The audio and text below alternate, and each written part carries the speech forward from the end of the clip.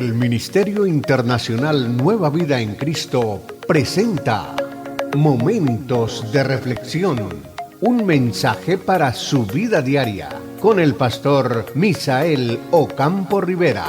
Bienvenidos. Hola amigos, cordialísimo saludo, bienvenidos a la reflexión en el día de hoy. Continuamos en Efesios capítulo 5 y vamos ahora al verso 13 hasta el verso 20. Este párrafo es continuación exactamente de la vida nueva que agrada a Cristo, o lo que llama la Reina Valera, andad como hijos de luz. Y entonces nos dice el versículo 13, que lo leímos en la reflexión anterior, pero vale la pena que lo tengamos en cuenta otra vez, porque es necesario comprender claramente cómo conectamos cada uno de estos párrafos para que nos traigan ese hilo conductor, para que podamos tener esa secuencia y podamos entenderlo con toda claridad. Del verso 13 en adelante, Efesios capítulo 5. Todo lo que se expone a la luz se puede ver con claridad, es decir, las obras que se hacen en el día, con claridad. Pues todo lo que se saca a la luz se convierte en luz. Por eso decimos, despiértate tú que duermes, levántate de entre los muertos y Cristo te iluminará. Este versículo nos lleva a entender a nosotros que hay muertos andantes y que hay vivos muertos. Explico. Hay muertos que andan y hay vivos que están muertos.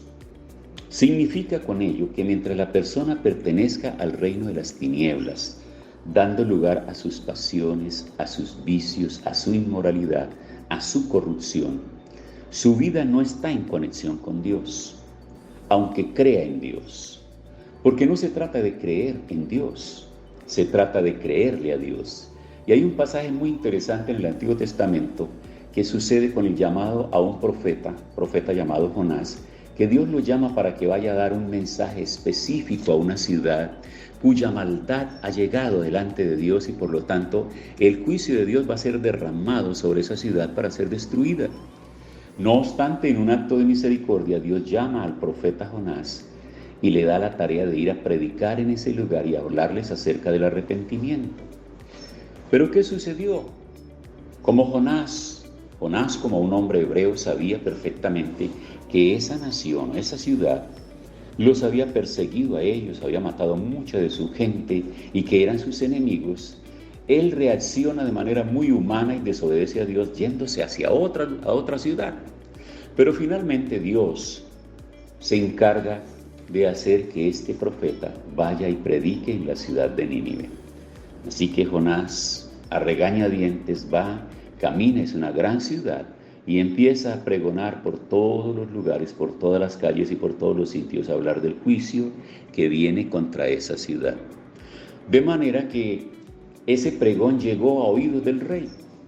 Y el rey que creía en Dios, escuche esto, el rey de Nínive, que en ese momento creía en Dios, dio un paso muy importante porque ordenó a la ciudad, por decir a su ciudad-estado, ordenó en ese momento que todos entraran en ayuno, que no hombres y animales ayunasen, ni alimento ni agua. Y la conclusión a la que se llega es que el rey salvó la ciudad no por tener un ejército numeroso, sino que salvó a la ciudad de la destrucción por tener un corazón obediente. Y entonces se escribe de él y se habla de esa historia como que Nínive, en cabeza de su rey, le creyó a Dios. ¿Notas la diferencia? Una cosa es creer en él y otra cosa es creerle a él. Creerle a él implica obedecer lo que él dice. Creer en él significa simplemente decir yo creo en Dios, pero no interesarse en él, en su palabra, vivir cada uno de acuerdo a su manera anárquica de pensar y de llevar su vida. Por lo tanto, es importante tener en cuenta que dice aquí, despiértate tú que duermes, levántate de entre los muertos y Cristo te iluminará. ¿Y cuáles son los muertos?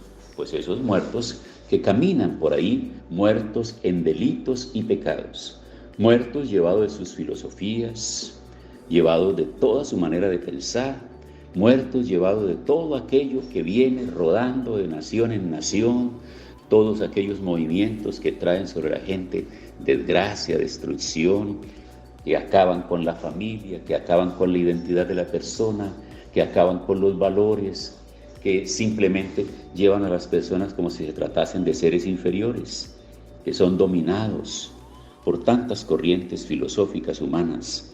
Esos están muertos en sus delitos y pecados. Y dice, despiértate. ¿Y cómo te vas a despertar? Cuando reaccionas, entiendes, comprendes, cuando piensas, cuando utilizas la mente para razonar. Tienes que razonar exactamente, no todo lo que te dicen, no todo lo que ves, no todo lo que te venden, no todo lo que estás viendo es realidad, es correcto y es bueno. Tienes que despertar, porque cuando tú despiertas significa que prestas atención al mensaje de Cristo, porque el mensaje de Cristo es lo que puede hacer que la persona permanezca en una condición completamente diferente, que no vaya a enajenar su mente y su corazón, que pueda vivir en libertad, que tenga libertad para pensar y para decidir libremente. ¿O es que usted acaso está pensando que una persona que está bajo la influencia de un vicio tiene libertad para pensar? No, sea cual sea la situación.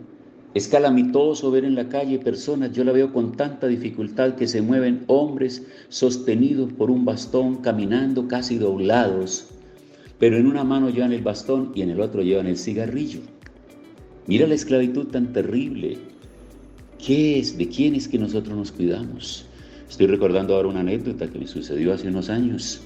Salía yo temprano a un programa de radio que llevaba para transmitir programas cristianos, reflexiones cristianas, y a las 6 de la mañana salí, tomé un taxi, y el conductor, como estaba lloviendo, entonces tenía los vidrios del taxi cerrados y estaba fumando encerrado ahí.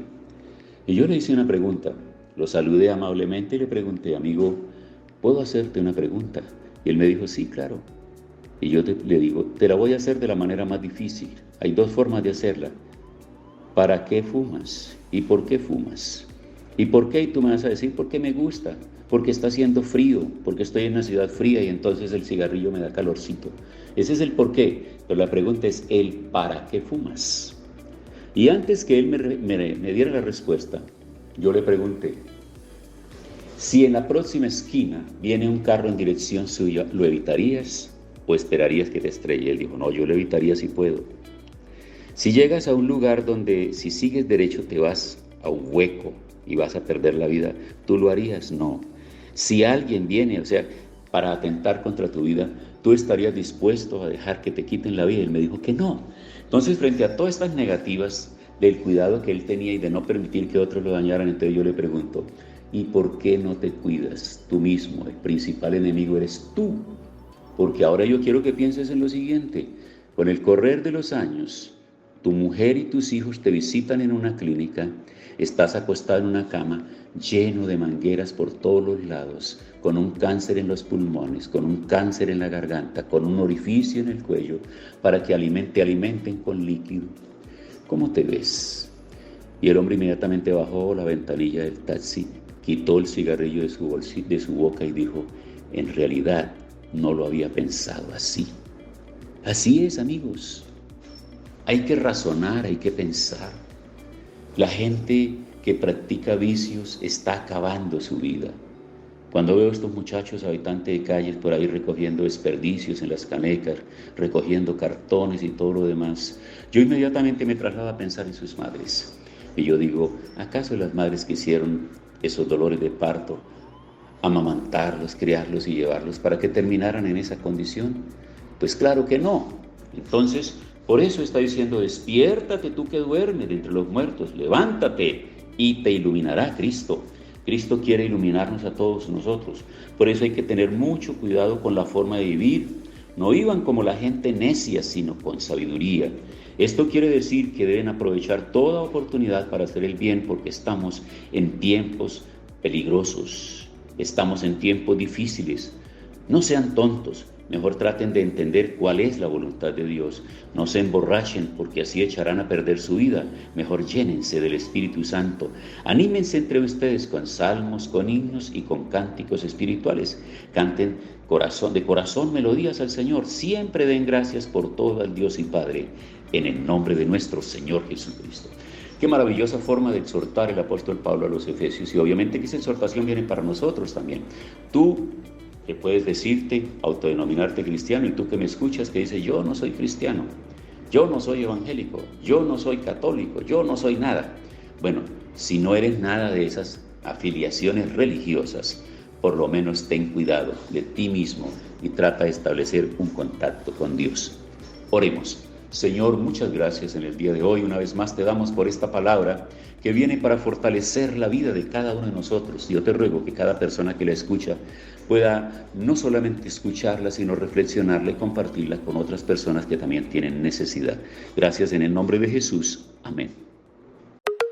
Hemos disfrutado de un gran momento de reflexión con el pastor Misael Ocampo Rivera. Un mensaje lleno de amor, esperanza y felicidad para tu vida. Los invitamos a compartir este mensaje con sus amistades y en sus redes sociales. Búsquenos en YouTube y Facebook como Ministerio Internacional Nueva Vida en Cristo y en Instagram como @MinInternacional Nueva Vida. Momentos de reflexión.